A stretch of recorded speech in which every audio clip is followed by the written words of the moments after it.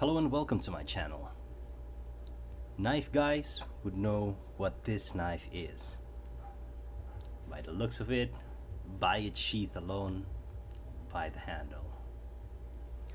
This would be none other than a Morakniv. Morakniv. Choose what you want or how you would want to pronounce it, but I think all of them would be correct. Morakniv. Moraniv.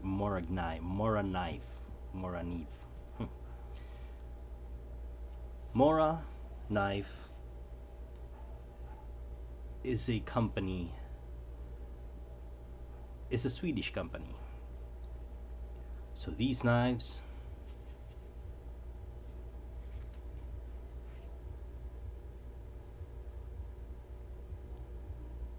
are made in Sweden. This particular knife is specifically a Morakniv Basic 511. Not just your usual 511 Basic. This is actually the 511 Basic 125th Anniversary Edition.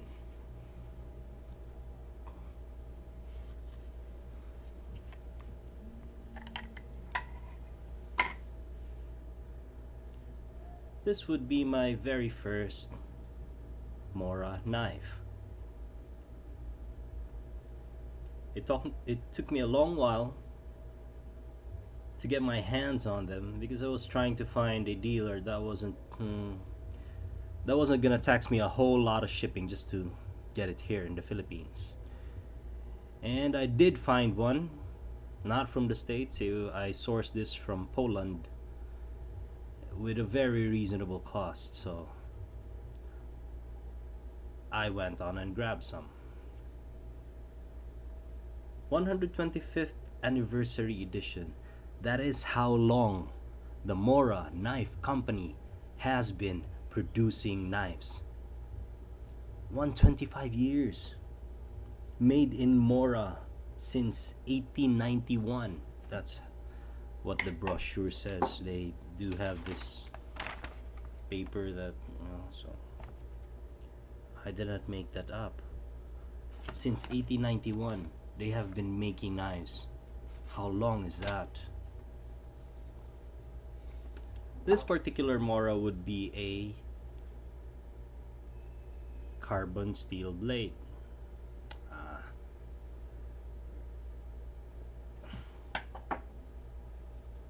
Focus. Come on. The glare is making the camera focus. The autofocus go haywire. This is carbon steel blade. And what their carbon steel is types of steel and alloys. We currently produce knives with 3 different types of steel in the blade. Carbon steel, so-called C100 steel, alloyed with 1% carbon, usually 58 to 60 HRC. So C100 steel. The blade thickness is not that thick. It's just, I'd say that's, I'd take a guess, it's gonna be 2 mm, 2 millimeters. Because there's a thicker blade, a bushcraft black, and they're saying it's a 3.2 millimeters. So let's take a guess and make that. I have a caliper. How thick is that? You guys read how thick that is. So 2 millimeters for, I'd say 2 millimeters. It's actually a tiny knife, small knife, you know, more like a fruit knife or a paring knife. Not really not really for bushcraft or chopping wood or doing that, but it gives you a whole lot of control and would be very good for doing kindling, so feathering wood. I think that would be a nice job for this knife. Although it's small, the handle is full size, and with those pommel and finger guard, it just holds secure in your hand. 125 years. They know what they are doing.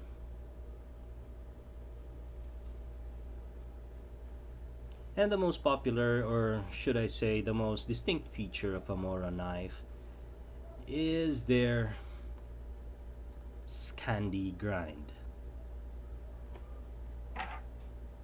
The grind on this blade doesn't have a secondary bevel.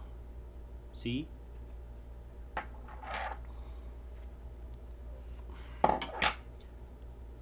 From this, it's just a micro bevel.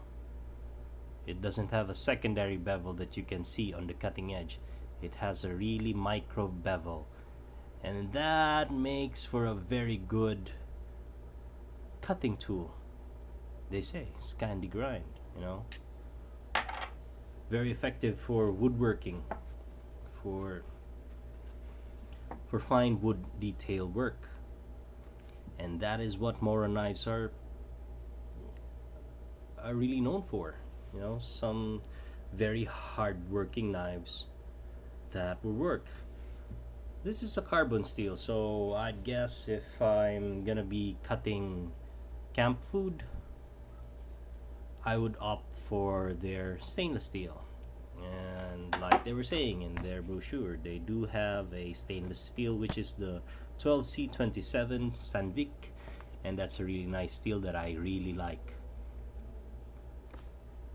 So the 12C27 I tried, yes, they're good, but I don't have a Mora knife that has that 12C27. I actually have a kitchen knife that has that steel, so I can attest that the Sandvik steel is a really nice steel, especially for cutting food.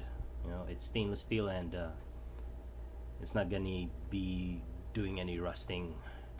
Carbon steel, you can also protect it.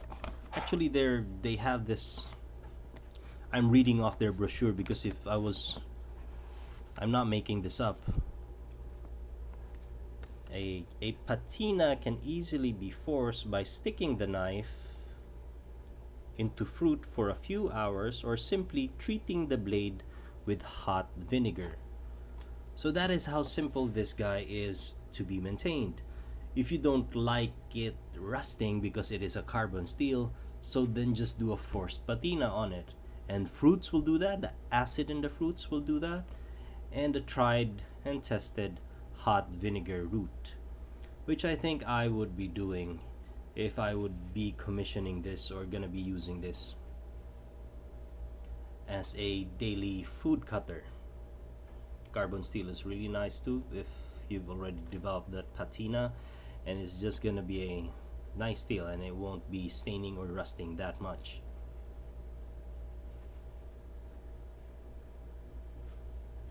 The sheath that comes with it is typical of a Mora sheath. It's probably, I'd say it's injection molded. Everything is made in Sweden. The sheath is made in Sweden, and it has that badging.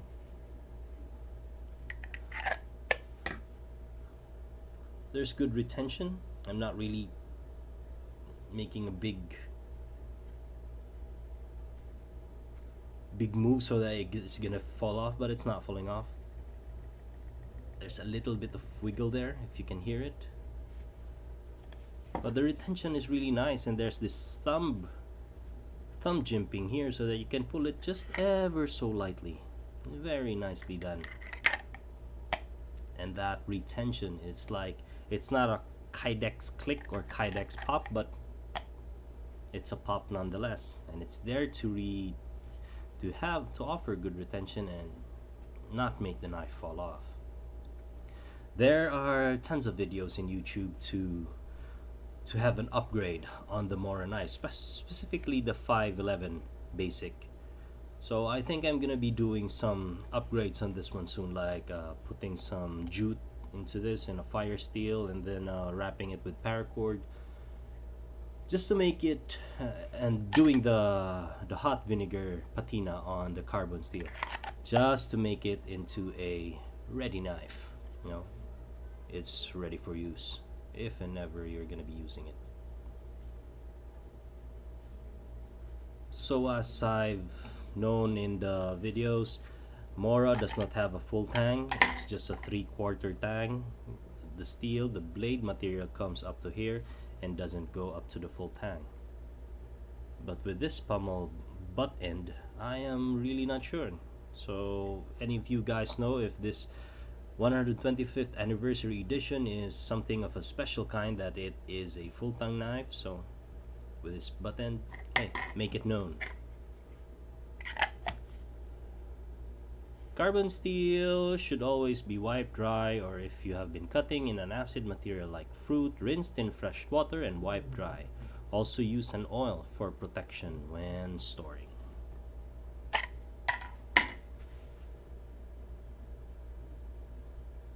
So how does this Scandi Grind go when it's cutting? Yellow pages paper, the thin paper, and this is a factory edge. No touch up has been done to this edge.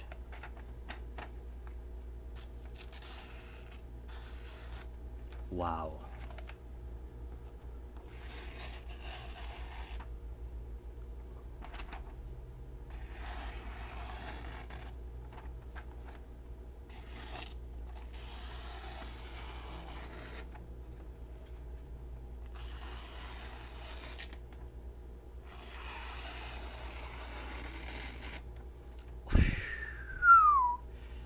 I could say that this is probably a little bit sharper than the Sanrenmu knives that I got.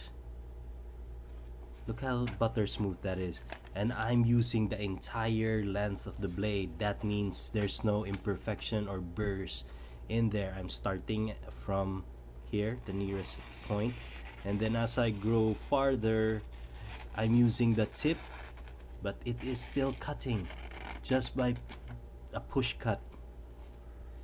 Impressive. And that's a factory edge. Well, 125 years. You cannot argue with these guys. They know how to make a knife. So it cuts well with the yellow pages paper. Let's see how heavy it is then. 2.7 ounces, 0.17 pounds, 79 grams, 0.079 kilograms, 2.7 ounces. Let's add sheath. 3.9 ounces. Wow, that's folding knife territory, but a fixed blade, and a blade that, you know, will give you enough usage that I don't think this carbon steel is gonna break, unless you're gonna be wanting to break it, like do a test specifically to know its limits. Then I'm sure it would fail.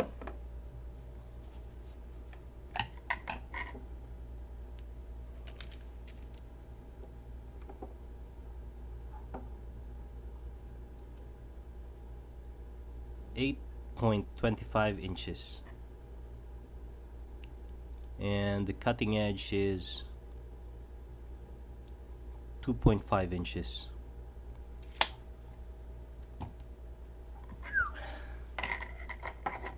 Nicely done, Mora. I am impressed. If you can stand on your sheath, I would be more impressed, but hey, let's not push it. Let's just do that. And it came with this. They gave me this. It's probably just a neck lanyard. Nice touch. Moraknives.eu.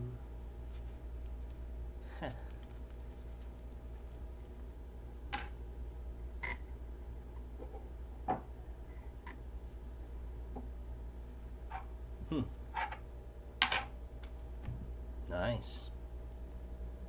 I think I've covered things, weight, how it cuts, and blah blah blah, and the detail of what this knife is, and most notably how impressive it was with the factory edge, cutting it. And this is just their, baseline basic. It's basic. It's a basic model.